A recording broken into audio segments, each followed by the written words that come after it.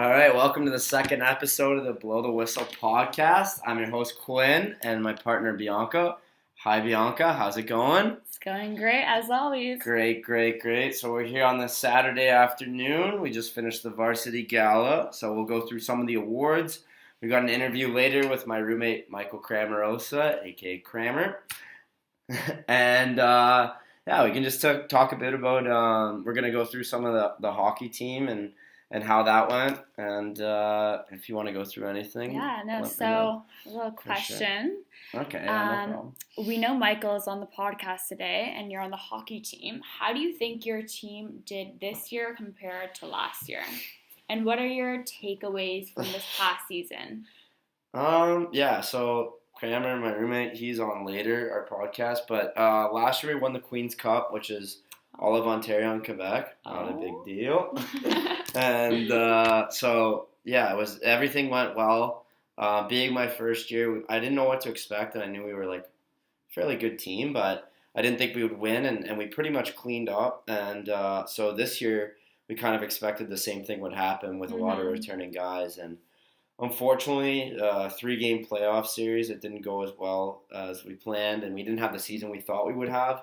But I think it just motivates us for next year and what things we can do differently. It's not going to come easy every year, so I think it's different for sure. What do you hope to bring to next year's season? How are these improvements going to be made? I think just adjusting on and off the ice, coming together more as a team, doing different events, and just doing things more in unison, which is where we had a bit of a separation this year. We can come together and perform the best of our abilities. I think everyone's more motivated than we were last year, and now we know what we have to do. We know what we can do, and we're pretty excited going forward.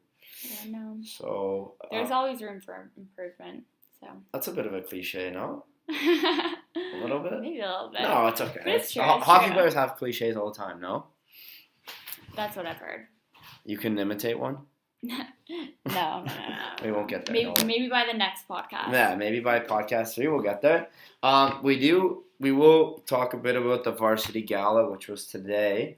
So we had some predictions. You predicted the women's hockey team to win. 1 for 1. They did end up winning. Feel bad for them. They lost at Nationals 1-0 to Guelph. But they had a stellar year. Finished second place in the country. And it was really, at least one hockey team did well this year. So they did what they could. And, good for you predicting that. You just have all the insight, all the knowledge, and it's pretty much sixth sense. Sixth sense, yeah. So pretty much, I don't know. And a couple notables also we're going to mention is Jade Down Landry was nominated from that team for Athlete of the Year, but Claire Verchel from women's volleyball ended up winning Female Athlete of the Year. And then for Male Athlete of the Year was Clement Secchi, swimming. He plays first place, and he's also a first-year student, so that was interesting. A rookie, one Rookie of the Year and Male Athlete of the Year. It's great. And so those are our updates. Sorry? No, go continue. Be my guest. This is a nice lead into our next podcast guest. Yeah, my roommate. So without further ado, let's start our podcast or interview with Michael Cramarosa. Here I come.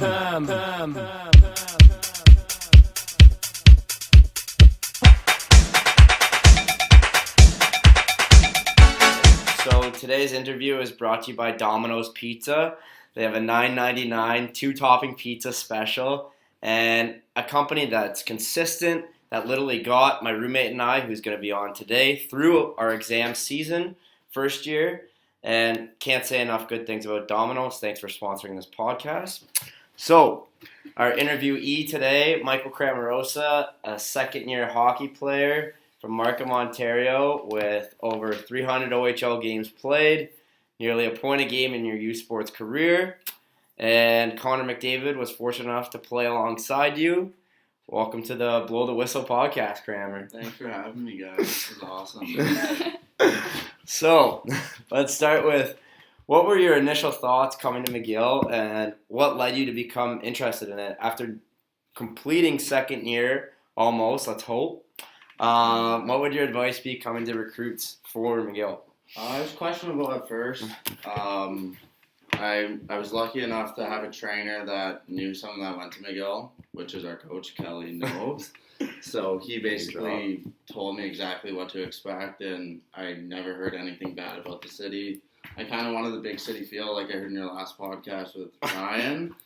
So I wanted the big city feel, but I also wanted to be in a small city in the same sense. So living in the ghetto is perfect for me, and it's been great. That's awesome. Would you say it has lived up to your expectations? I mean, coming in, being your roommate, I know that you mentioned that you didn't really have many expectations going into it, and now after second year, what would you say your thoughts are, and what are your thoughts on the athletic program? Just in general, just coming in as a mature student, I didn't really know what to expect going into school. I've been out of high school for like 2 to 3 years, so I was more nervous about that per se, but didn't know anything about the athletics, didn't know if the team was good or anything, and coming in, I found out we were pretty good. We won our first year, didn't do so well this year, but overall, it was great. School's still tough, but just grinding through and figuring it out. I don't know. Cool. So student athletes think they're limiting their opportunity to go pro once they go to college. After playing in this league for 2 years now, what are your plans after university?